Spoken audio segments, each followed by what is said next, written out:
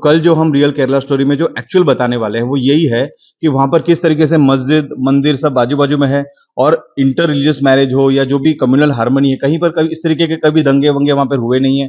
और आर्थिक तौर पे भी अगर आप केरला को देखोगे देश भर के स्टेट्स के कंपैरिजन में, तो ह्यूमन डेवलपमेंट इंडेक्स आपको सबसे ज्यादा अच्छा मिलेगा। नफरत का जवाब देने के लिए हमने अमन का पैगाम और भाईचारे का पैगाम देने के लिए कल का प्रोग्राम ऑर्गेनाइज किया है। तो इस प्रोग्राम में कई सारे तीसरा सेतरवार, राम पुनियानी, ऐसे कई सारे प्रमुख वक्ता आने वाले हैं। एक पैनल डिस्कशन है। ये नहीं है कि कोई आएगा और बात करेगा कि क्या है, नहीं।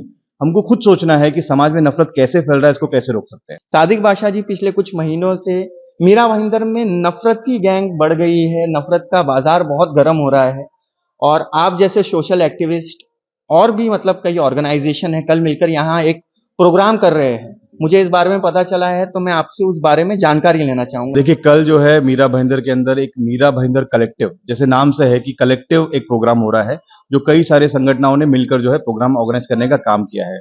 2 महीने पहले मीरा भाईंदर के अंदर जिस तरीके का राजनीतिक माहौल गरमाया, जैसे जन आक्रोश मोर्चा हुआ जहां पर लव जिहाद, लैंड जिहाद, जो मीरा भाईंदर के अंदर सालों से लोग रह रहे हैं आपसी भाईचारे में, उनको एक तरीके से उनके बीच में नफरत फैलाने की कोशिश हुई। उसके बाद लगातार चलता रहा वो माहौल। उस माहौल, तो जो माहौल उन्होंने बनाया, तो बेसिकली नफरत का जवाब देने के लिए हमने अमन का पैगाम और भाईचारे का पैगाम देने के लिए कल का प्रोग्राम ऑर्गेनाइज किया है। तो इस प्रोग्राम में कई सारे तीसरा सेतरवार, राम पुनियानी, ऐसे कई सारे प्रमुख वक्ता आने वाले हैं। एक पैनल डिस्कशन है। ये नहीं है कि कोई आएगा और बात करेगा कि क्या है, नहीं। हमको खुद सोचना है कि समाज में नफरत कैसे फैल रहा है, इसको कैसे रोक सकते हैं। तो इसका कार्यक्रम है कल 4 बजे इसी जगह पर। मैंने एक पोस्टर देखा था आपका ही, आप शेयर किए थे, जो द रियल केरला स्टोरी। तो वो द रियल केरला स्टोरी क्या है? ऑफ कोर्स जो केरला स्टोरी मूवी बनी थी वो तो खुद डायरेक्टर और जो बनाने वाले लोग हैं उन्होंने कबूल कर लिया कि ये फिक्टिशियस है जी। कहाँ 32,000 से 2 पे 3 पे, कि खुद ही वो लोग अपना नंबर चेंज करते रहे। तो द रियल केरला स्टोरी ये क्या है? केरला इस देश का एकमात्र ऐसा राज्य है जहां पर बीजेपी का या संघ का एक भी पॉलिटिकल रिप्रेजेंटेटिव नहीं है। और वो इसीलिए नहीं है क्योंकि वहां की जो समाज है वो आपसी भाईचारे को लेकर काफी सीरियस है। तो कल जो हम रियल केरला स्टोरी में जो एक्चुअल बताने वाले हैं वो यही है कि वहां पर किस तरीके से मस्जिद मंदिर सब बाजू बाजू में है और इंटर रिलीजियस मैरिज हो या जो भी कम्युनल हार्मनी है, कहीं पर कभी इस तरीके के कभी दंगे वंगे वहां पर हुए नहीं है। और आर्थिक तौर पे भी अगर आप केरला को देखोगे देश भर के स्टेट्स के कंपैरिजन में, तो ह्यूमन डेवलपमेंट इंडेक्स आपको सबसे ज्यादा अच्छा मिलेगा। बच्चों को पढ़ाने से लेके इलाज से लेके सारी चीजें जो है ना, सरकार की तरफ से वहां पर दी जा रहा है। तो हम ये बताना चाह रहे हैं कि रियल केरला स्टोरी जो है ना, वो देश की स्टोरी होनी चाहिए, जहां पे लोग भाईचारे से रहे, जहां पर लोगों की आर्थिक विकास की बात हो कि सबको शिक्षा का हक मिले, सबको स्वास्थ्य का हक मिले, बूढ़ों लोगों को पेंशन मिले। तो ये सब चीजें केरला में मिल रही हैं, तो बाकी राज्य में नहीं मिल रही है। और वो छुपाने के, वो नहीं दे सकते हैं, नहीं देना चाहते हैं, इसलिए नफरत का बाजार गर्म किया जाता है। तो केरला में नफरत का बाजार फैलाने की इसलिए कोशिश की जा रही है और पूरे देश में की जा रही है। तो उसी का एक प्रेजेंटेशन हम करने वाले हैं कि जैसे कंपैरिजन में हम करें कि गुजरात की बात की जाती है, गुजरात बहुत विकास हो गया है, तो गुजरात में जो चाइल्ड मेलन्यूट्रिशन है उसका रेशियो क्या है, भूखमरी से कितने बच्चे मरते हैं, आप कंपेयर करिए केरला और गुजरात को। केरला स्टोरी के संबंध में मैं एक चीज आप लोगों को, जनता को ये भी बताना चाहूंगा कि केरला की ऐसे बहुत सारे किस्से हैं जो हिंदू मुस्लिम भाईचारे का मिसाल देते हैं।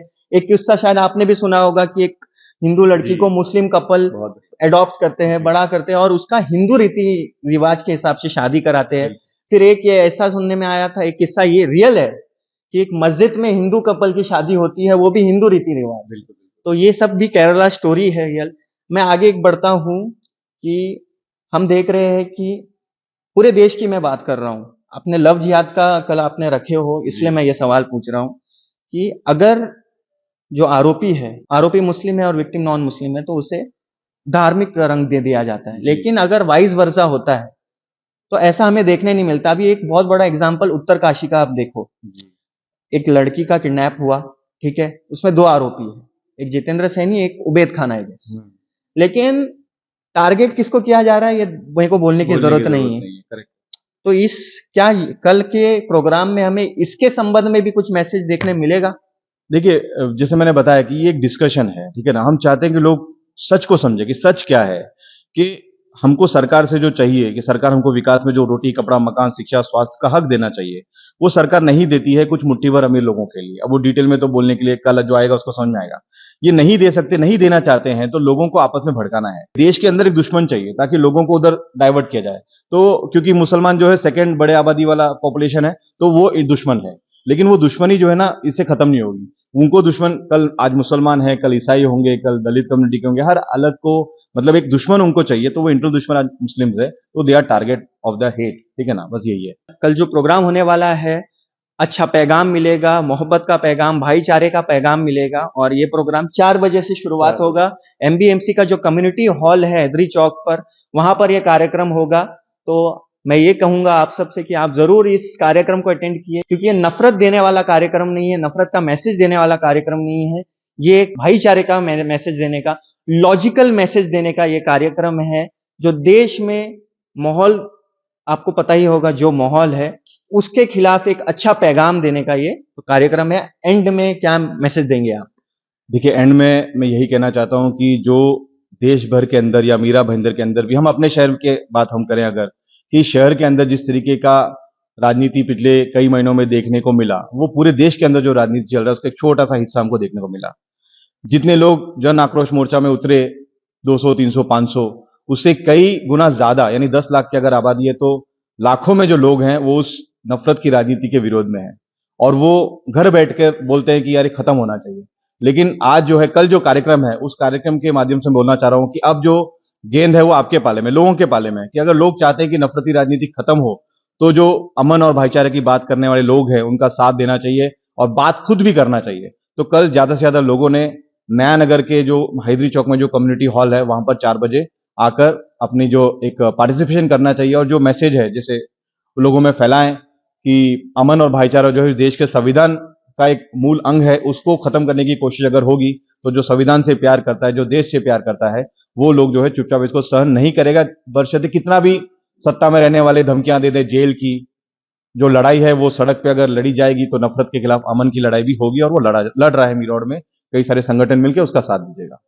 तो दोस्तों, एंड में मैं ये मैसेज दूंगा कि ह्यूमैनिटी अबव ऑल है और इस कार्यक्रम में आप जरूर आए। राजनीति कुछ अलग ही हो रही है आजकल, डेवलपमेंट का बहुत कम सोचा जा रहा है और धार्मिक मुद्दों का ज्यादा उछाला जाता है कोई भी राज्य के इलेक्शन होते हैं।